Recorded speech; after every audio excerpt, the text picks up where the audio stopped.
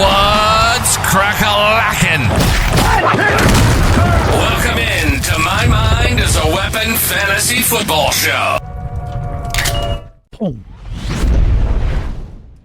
Welcome into another episode of My Mind is a Weapon Fantasy Football Podcast. I am your host, Sleazebomb. Today's episode, we're going to be diving into my wide receiver top 36 rankings heading into week 6.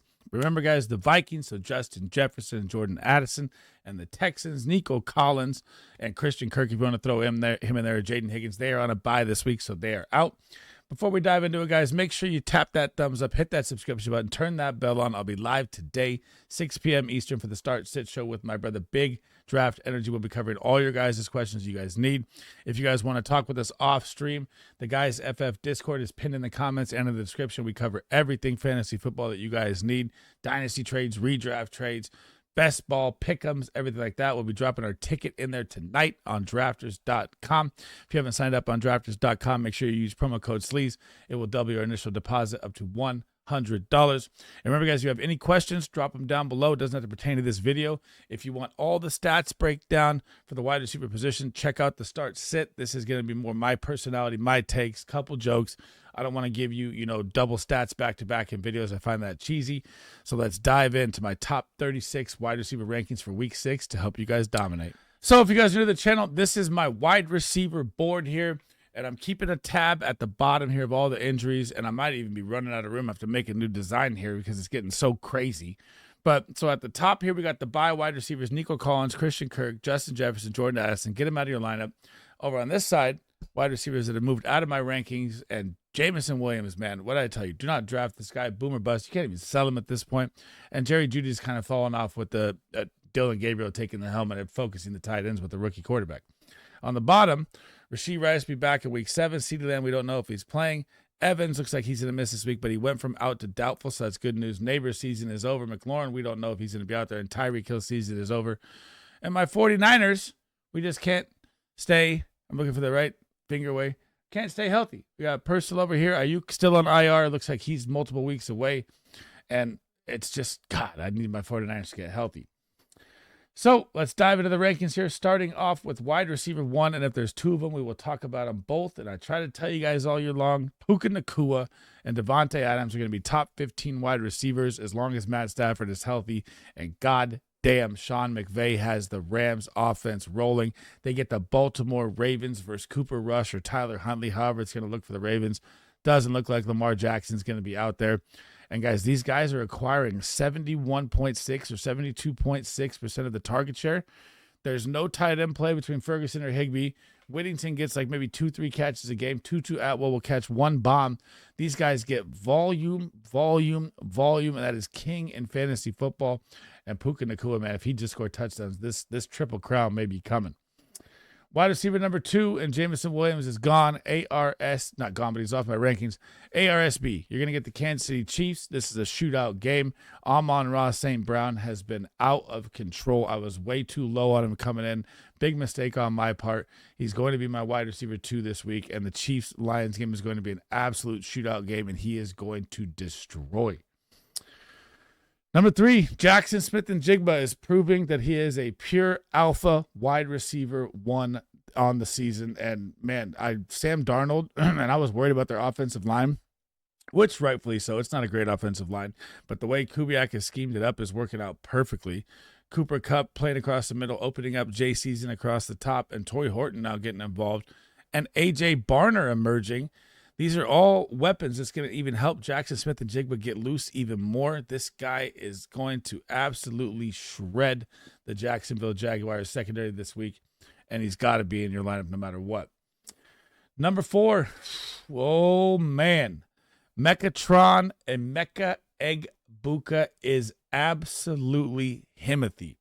And people will sit there on Twitter and be like, oh man, but his separation route.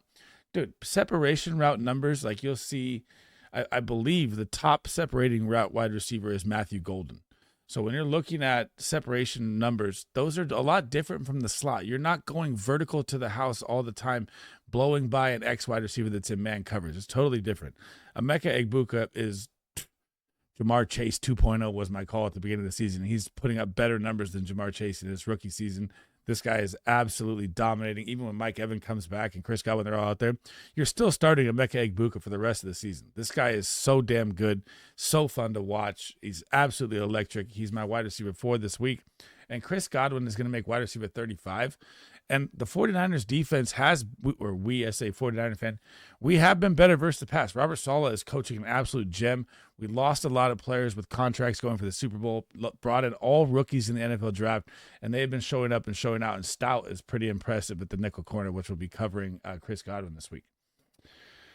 Moving on to number 5, coming off the bye, Drake Drizzy London is going to draw the Buffalo Bills. They're probably going to be playing from behind. You're hoping the Michael Penix connection that we saw from last year and we saw in week 1 is starting to kick in because you saw him have his big week before the bye.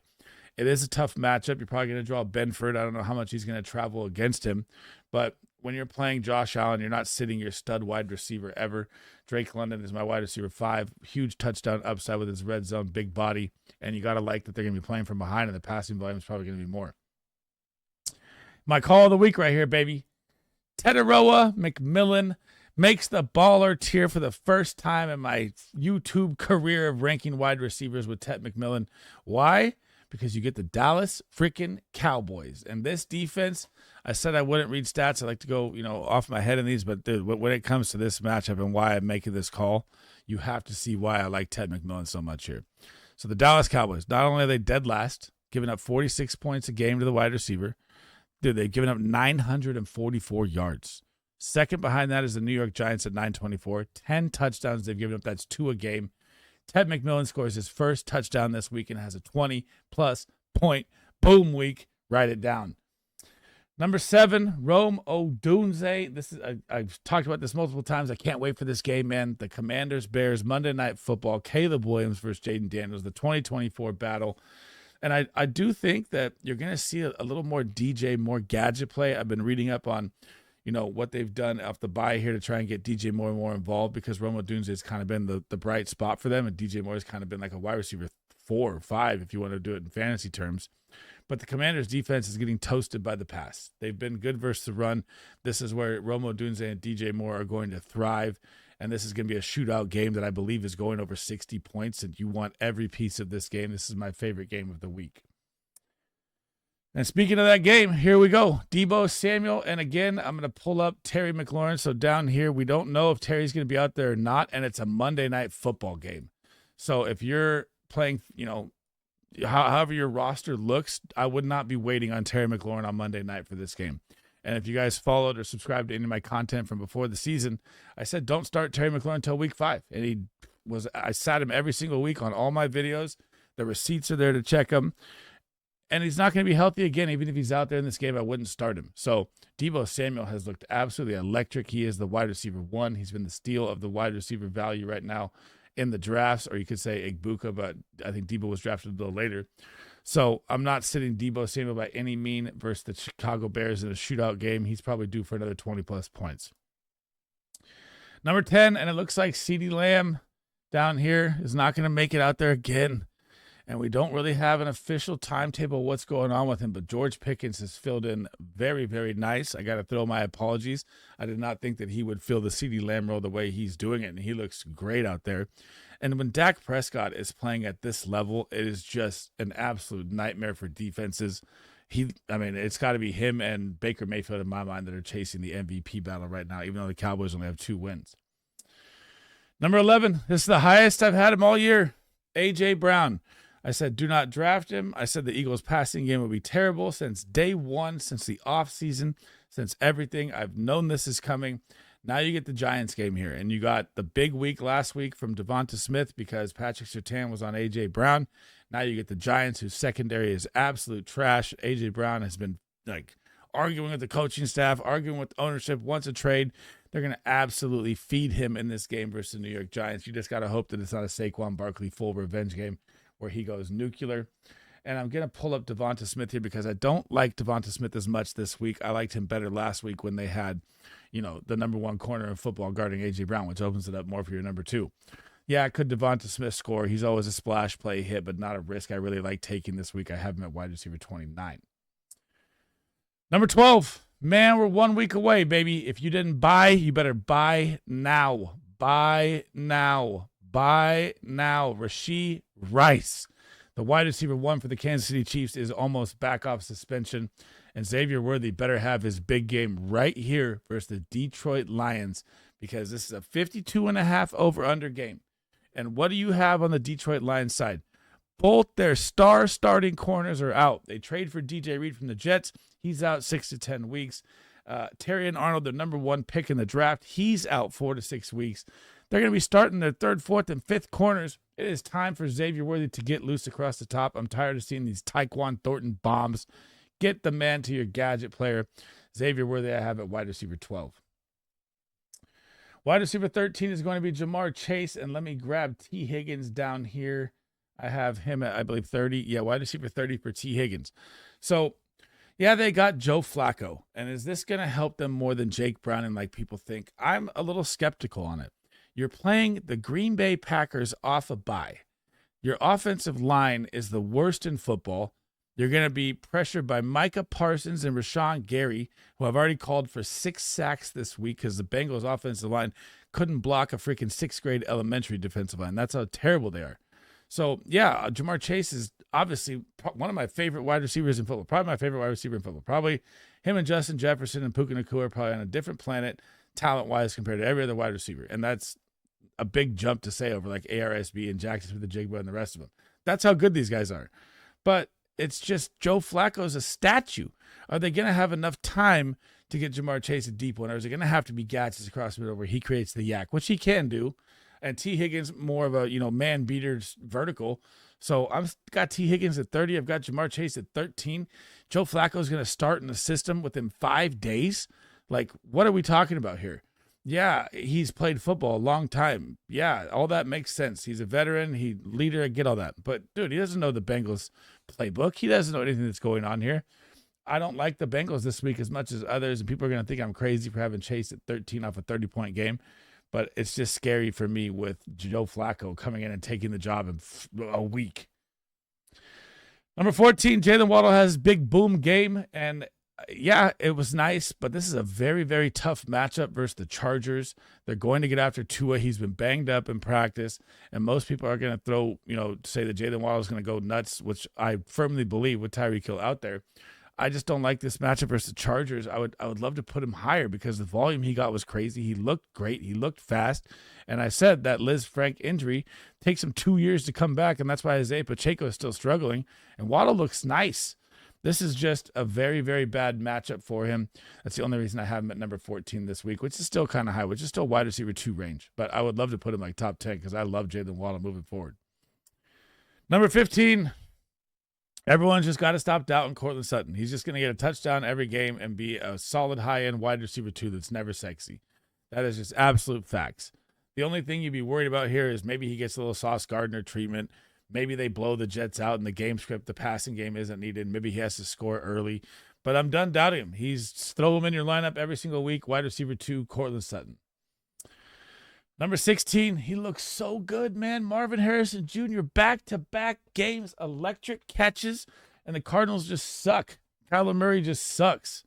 Put this guy, let's just say, put him with, give him a terrible quarterback that's actually decent. Let's throw out Carson Wentz on the Vikings is probably better than Kyler Murray, the way he's passing the ball. And Marvin Harrison with the double moss last week, the catch in the end zone the week before, getting on his knees. He's showing that he's a superstar talent. The matchup is absolutely great versus the Tennessee Titans. Kyler Murray's banged up. Do we trust Kyler? I still have him at wide receiver 16, but, man, Kyler is getting scarier and scarier, man, as it goes on. Number 17, I told you, don't give up hope. Calvin Ridley. The Cam Ward connection is growing. 10-plus targets again. Volume is king in fantasy football. You get the Oakland Raiders. They are bottom 5 versus the wide receiver, I believe. I said I wouldn't do stats, but I love Ridley so much this week. He's going to be on my Smash Start video. Start this, man. It was never Aya Manor. It was always Ridley. Love this play this week with Calvin Ridley. Number 18, BTJ. And he's in for another tough one. Seattle is very, very good versus the wide receiver. He's pretty much touchdown dependent in this game. Low end wide receiver 2 play.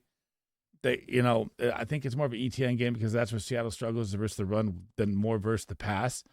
So they need to get this man involved, though. This is a superstar wide receiver that's just having a terrible go in the system that they have going there at Jacksonville right now.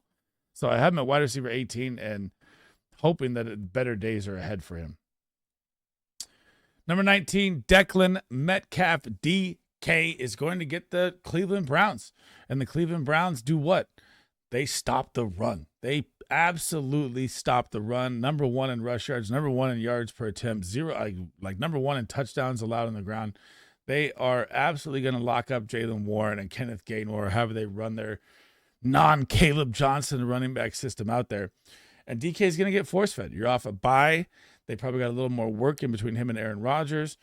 And he's going to get 10 targets. He's going to be a viable wide receiver 2 play every single week because there's no one else out there. And we've seen Arthur Smith roll out 20% Jonnu Smith the week before and like 30% Pat Fryer. They don't know what they're doing.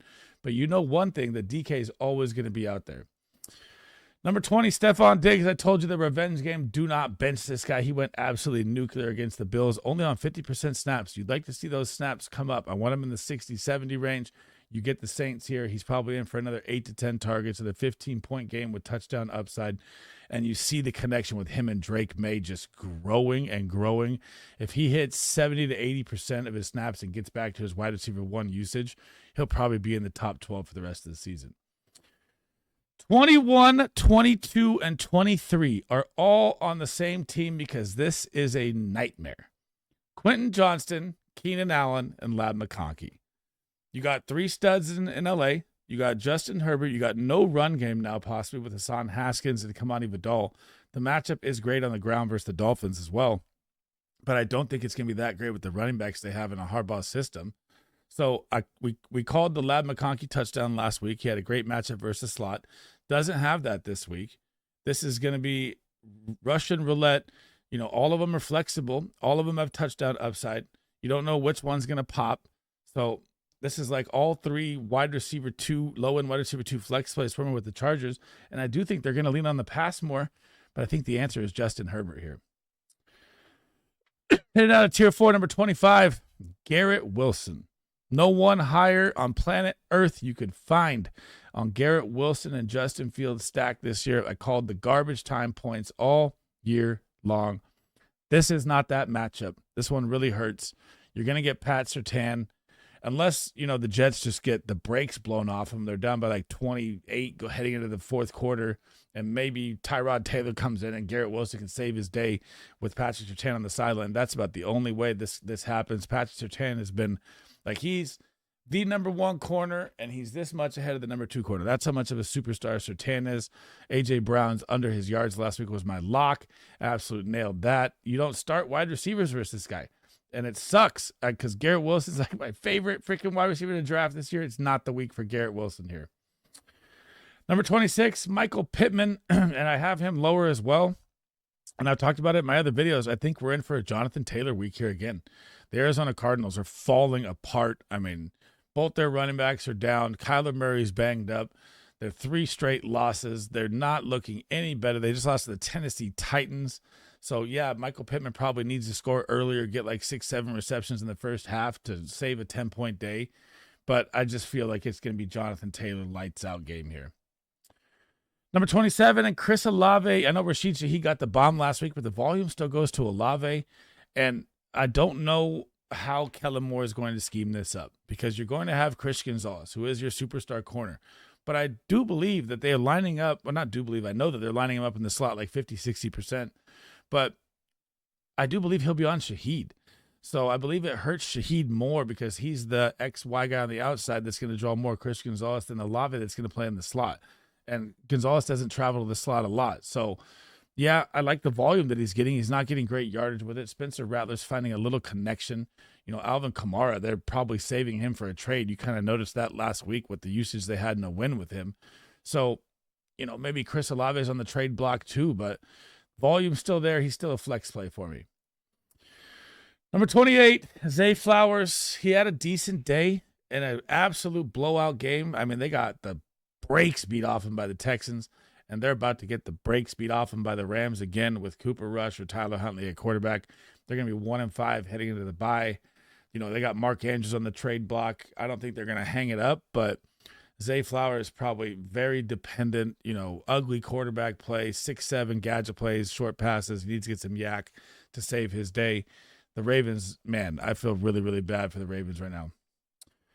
Number 31, someone I don't feel bad for, Jacoby Myers. Geno Smith, I never was buying into it, never bought into the contract, never bought into any of it. I know that he reunited with Pete Carroll. He looks absolutely terrible. He is throwing just loop-de-loops up into the sky with 3 defenders. The guy's got 11 interceptions already. That's 2.1 interceptions a game, or 2.2 interceptions a game. It's time to pull the plug on Geno Smith, man. And if they lose to the Titans here, dude, yuck. Look out. 32, Khalil Shakir, he got the volume. He got the volume early in the game, too, as well, when Keon Coleman was, benched for the first quarter antics. So they get the Falcons. It's a tough matchup both ways for the Falcons here. The Falcons defense has been better. They spent a lot of draft capital in the NFL draft to get their 2 rookie stud linemen. They've sent the house to trade up for it. They spread the ball around so much. Dalton Kincaid's emerging. James Cook probably going to have a big game again. They're desperation flex plays at best with both these guys, and I put Shakir higher for the volume, and I put Keon Coleman higher for the touchdown upside. Number 33, and I'm not going Romeo Doubs this week. I'm going with Matthew Golden because the Bengals have been getting cooked by deep balls. And Romeo Doubs is their possession guy. They're coming off a bye. They got a little more chemistry going. Jordan Love has missed Golden on 3-4 bombs this year that could have been absolutely legit. And we don't know if Christian Watson's going to be back out there yet. And then when Jaden Reed gets out there, it's going to be really a nightmare for the Packers wide receiver room. But I firmly believe that Matthew Golden is going to be a bomb hitter this week, and he's going to hit one. And I have him at wide receiver 33. Last but not least, wide receiver 34, Wan'Dale Robinson, and the tough matchup, man. The Philadelphia Eagles, could he see all the volume? For sure. You got Slayton out. You got Malik Neighbors season over. Prayers up to him. That sucks. I wanted to see Darton Neighbors so bad, man. And you're going to get the Eagles. So, you line him up in the slot, you're going to get Cooper DeJean. You line him up out wide on the right, you're going to get Quinyon Mitchell. Tough matchups across the board for the Giants tonight. And you got Saquon's revenge game. Could they get him, garbage time for 10-plus points? Sure, flex play. He's a volume guy for sure. I don't like him for a touchdown in this game. I think it's a very, very tough game for Jackson Dart here this week. Oh. Thanks for rocking with me today, guys. That is the end of the episode. That is my top 36 wide receiver rankings to help you guys dominate here in week 6. Remember, if you guys have any questions, doesn't have to pertain to this video, make sure you drop them down below. I'll try to answer every single one of them. That's one of my goals this year, is to help you guys dominate and get every question you guys have. It's mayhem across Twitter and YouTube and everything. But if I don't get to it, promise you I'll try to. Make sure you check out the live show tonight, 6 p.m. Eastern. Start Sit Show. Bring your questions there. I'll answer every single one of them live. If you guys haven't already, tap that thumbs up, hit that subscription, man. All the support's appreciated. Make sure you turn that bell on. Can't thank you guys enough. If you haven't checked out the Guys FF Discord or signed up on drafters.com, make sure you use promo code SLEAZE. It will double your initial deposit to whatever you put in, up to $100. And that's it for the wide receiver video. I got my tight end rankings next. And that's it for the rankings. All my start sits are out.